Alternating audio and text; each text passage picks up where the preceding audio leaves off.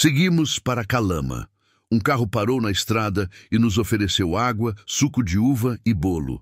Isso não existe, é um sonho, disse eu ao Fernando. São comoventes essas cortesias, esses sentimentos, essas ajudas nessa estrada. Depois, encontramos um restaurante e almoçamos. Após dias comendo a mesma coisa, macarrão, veio um prato de sopa, peixe, arroz e salada. Tiramos uma siesta na frente do restaurante. Com a temperatura mais amena, seguimos pedalando. René, nosso contato, nos recebeu muito bem em sua casa, fez jantar e compartilhou histórias do Chile e do mundo conosco. 2 de novembro. René saiu e retornou às 3 da manhã. Ele voltou relaxado, após fumar muita erva da boa. Tinha mais de 50 anos e fumava todo dia. Uma pessoa muito inteligente, com um vasto conhecimento sobre diversos assuntos. Acredito até que os biscoitos dos cães tinham a erva da boa, pois nunca vi cachorros tão relaxados e tranquilos, só dormiam e não latiam nunca. Talvez influência da personalidade do dono. 3 de novembro. Difícil continuar viagem, pois dormimos muito tarde esperando René boladão. Saímos da casa e seguimos até uma praça. Conversando com os funcionários daquela pequena praça e eles indicaram onde acampar, deixamos a bike na praça e fomos caminhar. Depois, procuramos por uma hospedagem. Precisávamos somente de um quarto ou galpão, sem cama, pois tínhamos colchões. Chegamos ao clube desportivo de Calama, que nos permitiu dormir lá. Compramos água e algo para comer. Água, nessas viagens de bike, é o alimento mais importante e, algumas vezes, bem difícil de encontrar água confiável, potável que não nos traga problemas. Voltamos e caímos em um sono profundo no nosso colchão e naquele chão duro que, depois do dia todo caminhando, nos pareceu Hotel 5 estrelas. Incrível como a gente passa a gostar e dar valor extremo a um simples colchão, companheiro permanente e vital nessas viagens. 4 de novembro. Saímos cedo e uma subida de 50 quilômetros de bike nos aguardava. À noite, atingimos o ponto mais alto. A água estava acabando, pois devido ao calor e ao esforço da subida, bebemos muita. Aí, aparece outro anjo no caminho. Um carro parou à nossa frente e nos ofereceu água. Como descobriram? Pararam no exato momento. Incrível! Outros motociclistas brasileiros que viajavam pela América do Sul também pararam e nos ofereceram água. Depois, para relaxar, uma longa descida. Já à noite, com todas as lanternas da bike ligadas e blusas que iluminam no escuro, chegamos à famosa e turística São Pedro do Atacama e fomos à praça, que é onde, em qualquer localidade, a gente obtém informações úteis para um viajante que não conhece nada sobre a cidade. São Pedro do Atacama está localizado a 2.200 metros de altitude, distante 50 quilômetros da Bolívia e 160 quilômetros da Argentina. Achamos um camping. A cidade faz jus à sua fama, encantadora e maravilhosa. Chegar a esse lugar famoso de pedal nos orgulha imensamente. O céu parece mais próximo, é imperdível. No local, a chuva é rara e pode ficar anos sem chover. 5 de novembro. Ficamos em um camping e tentamos sair para conhecer cidade, mas o calor era muito forte e voltamos. Compramos empanada. Às 2 horas da tarde, nos encontramos com Isidora, amiga do Fernando, que ia nos alojar nos próximos dias. Um casal brasileiro viu a bike com a bandeira do Brasil e veio conversar. Fomos para a casa de Isidora, a 5 quilômetros do centro.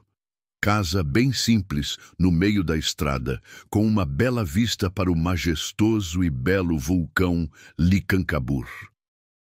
Situado a 5.920 metros de altitude, ele domina a paisagem e é uma das atrações de São Pedro. À noite, fomos à cidade, os três, para conversar e tomar cerveja. Voltamos pedalando, quase 2 da manhã, cantando, felizes em estar ali, vivendo momentos mágicos, com o céu muito estrelado iluminando todo o nosso percurso. 6 de novembro. Fomos conhecer outro lugar lindo de São Pedro, o famoso Vale de la Luna, localizado em um vale de origem vulcânica. O local parece mesmo um vale lunar, com beleza rara e variadas espécies animais e vegetais, muitas rochas, pedras raras, cores únicas, montanhas, estradas. Fomos de bicicleta, evitando as vans de turismo que ofereciam o serviço por um valor bem mais caro. Depois de uns 30 minutos pedalando, paramos na entrada do parque. Pagamos a entrada e continuamos o pedal, dessa vez com a bike leve e sem todas as bolsas da viagem. Entramos em uma caverna a pé, com as bikes estacionadas no bicicletário da Lua. Continuamos o pedal e procuramos uma sombra. Ficamos lá por umas 3 horas, até o sol diminuir. Aproveitei meu isolante térmico, colchão e tirei uma siesta. Ciclistas, vans e carros passavam por nós. Era um domingo e o movimento era grande. Uma alemã de bike veio também para a valiosa sombra. O colchão, com 2 pessoas sentadas, recebeu mais uma. Continuamos a rota com muita conexão e algumas fotos. Voltamos, passamos no mercado. Era quase 5 da tarde e não havíamos comido muita coisa no vale. Almoçamos à noite. 7 de novembro. A gripe queria me pegar, acho que devido ao forte desgaste do calor do dia anterior no Vale de la Luna. Havia bebido pouca água para um local tão seco e quente. O deserto exige adquirir certos hábitos e costumes rapidamente e eu ainda não havia me acostumado ao clima. A boca fica seca, a saliva diminui. Comprei própolis, um hábito de combate à gripe que costumava usar, mas havia deixado há alguns dias. Isso também pode ter sido um dos motivos da gripe. À tarde, fui ao centro encontrar com Fernando e Isidora, e depois fomos à casa de uma amiga uruguaia fazer um social. 8 de novembro. Dia de descanso. A gripe me pegou pela 2ª vez em 10 meses de viagem. É necessário beber mais água. Também passar muito filtro solar no corpo e manteiga de cacau nos lábios ressecados. Minha pele, apesar de oleosa, fica muito ressecada. Ficamos na tranquila cidade de San Pedro do Atacama vários dias. Uma cidade que funciona praticamente do turismo, com uma linda arquitetura original. Essa viagem tem ritmo e tempo diferentes. Não corremos contra o tempo, como faz a maioria, mas somos amigo dele, apreciando e curtindo cada minuto sem muita pressa de chegar. Nesse caso, o importante é o caminho e não a chegada. 27 de novembro. Após 21 dias em São Pedro, era hora de partir. Foram 8 meses por esse país incrível que é o Chile. Pessoas maravilhosas, paisagens únicas. Fico muito grato a todos que me proporcionaram tão produtiva experiência nessa maravilhosa nação. Era dia de ir para a Bolívia, um lindo país de natureza, montanha, vulcões, desertos de sal e seu povo simples e colorido. Todavia, antes disso, uma subida bem difícil, uma loucura.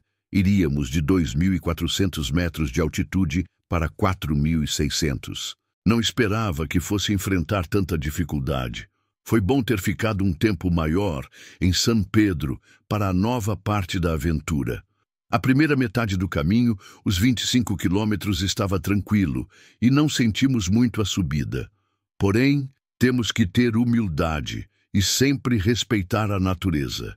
Sentia que estava escalando o Monte Everest nos 25 quilômetros finais, com falta de ar extrema. Um dos momentos mais duros da viagem. A essa altura, já não estávamos mais pedalando, mas empurrando a bike e, mesmo assim, tínhamos que parar a cada 100 metros e descansar no mínimo 1 minuto para voltar à caminhada. Ao todo, Foram loucas 13 horas para percorrer apenas 50 quilômetros. Quase desumano. Somente a fé, o amor e gostar muito do que estávamos fazendo proporcionou esse tal feito.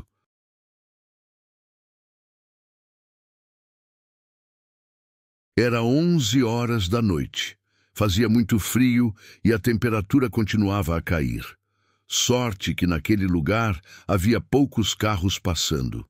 Já estávamos a poucos metros da Bolívia, esgotados e no limite de nossa capacidade física e mental. Apesar de não ser nosso plano, acampamos ao lado da estrada em uma pequena subida, um pouco distante dos carros que poderiam passar por ali. Não podíamos mais continuar. A altitude extrema, mais que o deserto, foi o diferencial nessa parte da viagem. Acredito que de carro não sentiria muito essa subida de praticamente 2.000 metros, mas com esforço físico era outra coisa. Na madrugada, a temperatura ficou negativa. Foi bom comprar um novo saco de dormir no Chile, pois somente com ele seria possível descansar e não sentir frio naquela temperatura. 28 de novembro.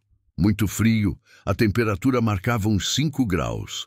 Ainda com o corpo um pouco cansado do dia anterior, resolvemos sair bem cedo, pois como estávamos em um lugar improvisado, partiríamos antes de aumentar o tráfego de veículos e caminhões.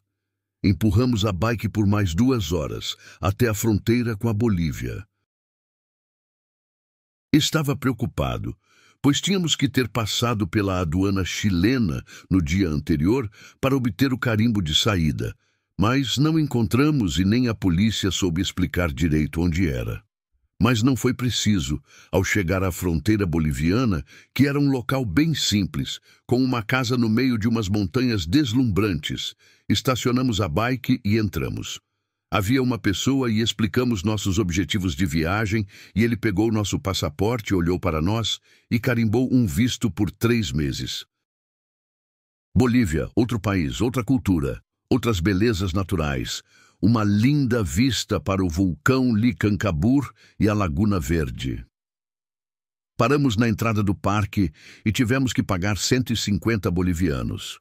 Passamos por um grupo de 5 cicloturistas europeus que viajavam para São Pedro de Atacama e, diferente de nós, desceriam, não teriam que fazer nenhum esforço, só curtindo a paisagem. Ficamos em um albergue, pagamos R$ 20, porém não havia chuveiro. Um cenário surreal. Um hostel no meio do deserto, feito de pedra de sal e uma parede de vidro que permitia uma visão panorâmica do lugar, o que o tornava incrível, com vista para o vulcão, areia, montanhas e lago. Sem dúvida, um dos lugares mais deslumbrantes que meus olhos viram até então. 29 de novembro. Saímos cedo. Mas a roda da bike de Fernando apresentava problemas, agravado pelo caminho ser todo de pedra e o vento contra que dificultava muito pedalar por ali. Resolvemos pegar carona com os caminhões que passavam. Eles transportavam combustíveis, minerais e produtos inflamáveis do Chile para a Bolívia. Nos caminhões havia pouco espaço disponível. Por sorte, 2 caminhões pararam ao mesmo tempo e cada um entrou em um deles. A minha bike, por ser dobrável, leva vantagem em alguns casos nessas viagens e nas caronas, pois é fácil de colocar nos veículos. A de Fernando teve que ser amarrada do lado de fora do caminhão, com a preocupação constante de não cair. A minha veio no banco do carona e eu sentado ao lado, segurando para não cair em cima do motorista, pois era cada buraco que fazia o caminhão dar pulos e mais pulos a toda hora. E o caminhão corria aumentando a aventura e o perigo. Saltamos em um local onde havia águas termais, daquelas bem quentes para relaxar. Ficamos 3 horas relaxando os músculos naquela piscina e apreciando a linda vista para a montanha, enquanto milhares de pássaros voavam ao nosso redor e alguns passavam bem perto de nós. O restaurante local nos deixou dormir lá, com o colchão e o saco de dormir.